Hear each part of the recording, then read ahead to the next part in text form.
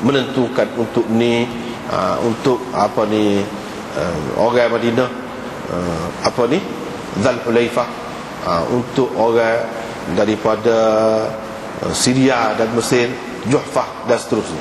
Support bermakna, makna dia sama walaupun lafaz dia tidak sama. Salah seorang daripada dua orang ni kata, untuk penduduk Yaman ialah lah. Kalau seorang lagi kata lagu lain sikit. Itu perbezaan riwayat dia, perbezaan dari segi sebutan. Qala, katanya, jadi hak kata ni salah seorang daripada dua tu kata. Hak kata tu siapa dia? Hak kata itu ialah Hammad, perawi yang ambil daripada Amr bin Dinar. Qala, kata Rasulullah sallallahu alaihi wasallam, fahunna lahum.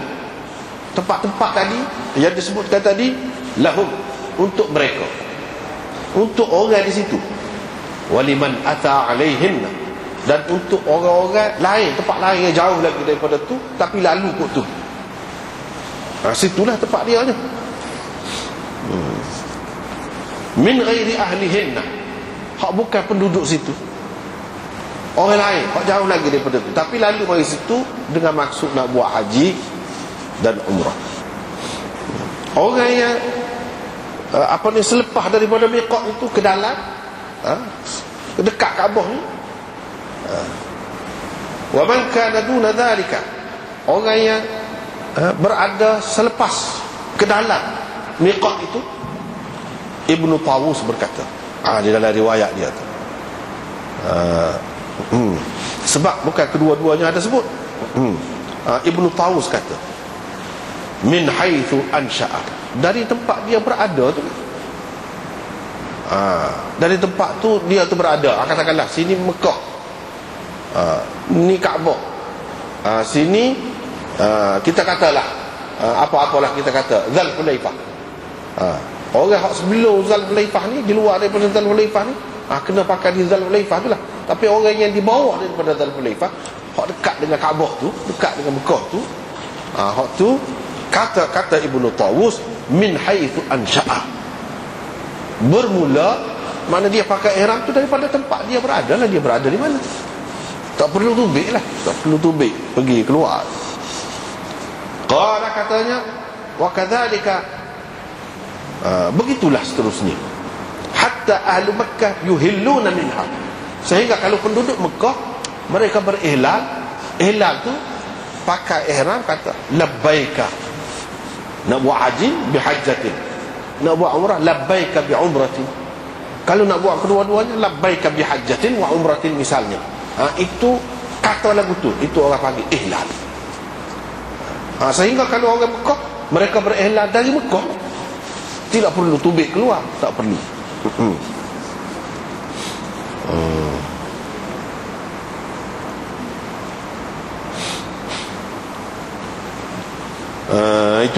Itu kedudukannya.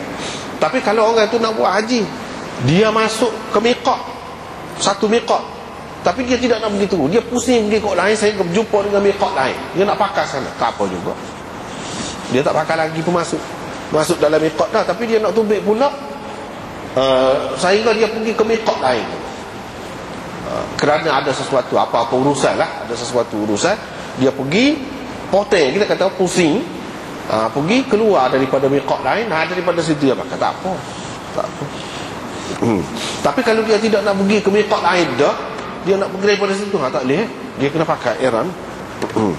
Dia kena pakai ihram di situ.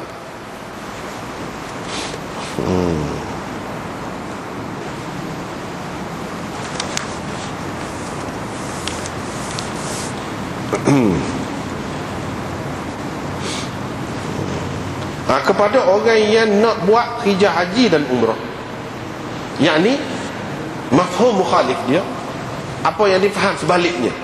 Kalau orang yang tidak nak buat haji dan tidak nak umrah, tak payah ihlal, tak payah pakai ihram, walaupun masuk dalam miqat pun, dalam kawasan miqat sampai ke Mekah, tak perlu.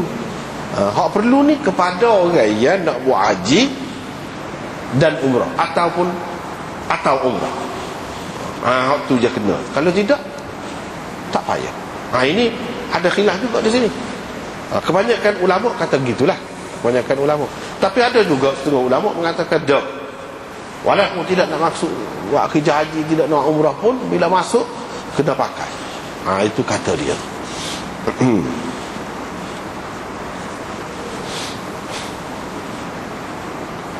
Seterusnya riwayat daripada Aisyah, Rasulullah sallallahu alaihi wasallam menentukan untuk penduduk Iraq zat irqin. Untuk penduduk Iraq zat irqin. Berkenaan dengan zat irq ini ditentukan oleh Rasulullah sallallahu alaihi wasallam. Di sini ada khilaf di kalangan ulama. Ada yang mengatakan memang Rasulullah sallallahu alaihi wasallam yang menentukan, seperti dalam hadis ini. Tetapi setengah-setengah ulama tidak terima. Bahkan ketentuan zat irq itu adalah berdasarkan ijtihad Sayyidina Umar, kata dia. Berdasarkan ijtihad Sayyidina Umar, bukan ditentukan oleh Nabi sallallahu alaihi wasallam. Tetapi mengikut Aini, Badruddin Aini dalam Syarah Bukhari, dia kata ini pun ditentukan oleh Nabi sallallahu alaihi wasallam juga. Bagi orang yang pertikaikan tu, dia kata macam mana Nabi tentukan zat irq ini untuk penduduk Iraq, sedangkan Iraq tidak dikuasai lagi oleh orang Islam pada masa tu.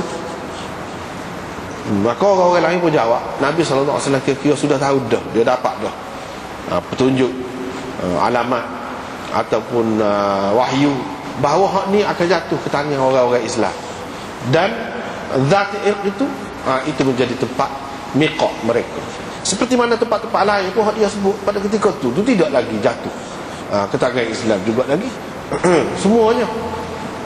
Jadi apakah kita akan menafikan hak tu? Sebabnya kalau kita kata Sayyidina Umar dengan ijtihad, dia tak pernah sabar Sayyidina Umar akan menentukan dan jadi orang terikat dengan hak tu serupa dengan hak Nabi sallallahu alaihi wasallam kata. Dan benda ni bukan boleh mana-mana seseorang buat dah.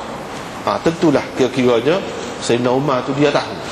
Cuma dia sebutkan dengan jelas dan secara terbuka sehingga orang semua tahu. Yang ni mengumumkannya lah, mengumumkannya. Hak sebenarnya ia menentukan zat irq itu sebagai miqat penduduk Iraq Nabi sallallahu alaihi wasallam sendiri.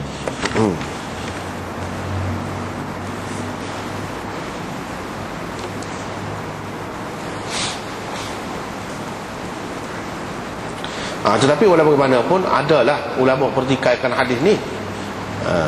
Hak Nabi sallallahu alaihi wasallam menentukan. Bahkan ada yang mengatakan tidak ada satu hadis yang betul-betul sahih dan kemah dalam menentukan zat irq ini sebagai miqat oleh Nabi sallallahu alaihi wasallam. Tak ada satu hadis pun. Termasuk hadis ini. Hadis ini dipertikaikan oleh Imam Ahmad sendiri. Ni misalnya dalam syarah dia tersebut. Imam Ahmad mempertikaikan hadis Aflah bin Humaid.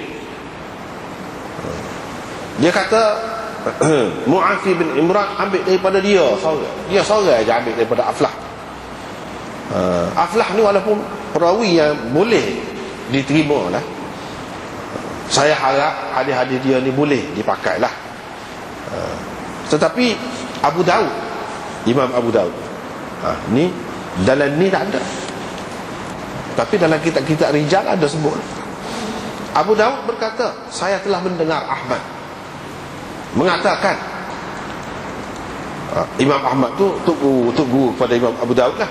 Dia kata, lam yuhaddith anhu Yahya. Yahya tak terima hadis dia, tak ambil hadis dia, yakni hadis Aflah. Qala, kata Imam Ahmad lagi, warawa Aflah hadithain munkarain. Aflah telah meriwayatkan dua hadis yang munkar. Yang pertama, Nabi SAW asy'ara, telah mengisyarkan binatang, yang ini menandakan binatang kurban yang dibawa ke Mekah dengan melukakan belakang dia. Itu maksud isyar. Yang kedua, hadis tauqid penduduk Madinah, Iraq, di zat irq, ketentuan miqat zat irq itu untuk penduduk Iraq. Hak ni juga hadis munkar, tak boleh pakai. Dia tak boleh pakai. Tak apalah, benar khilaf. Ada yang terima, ada yang tak saya terima.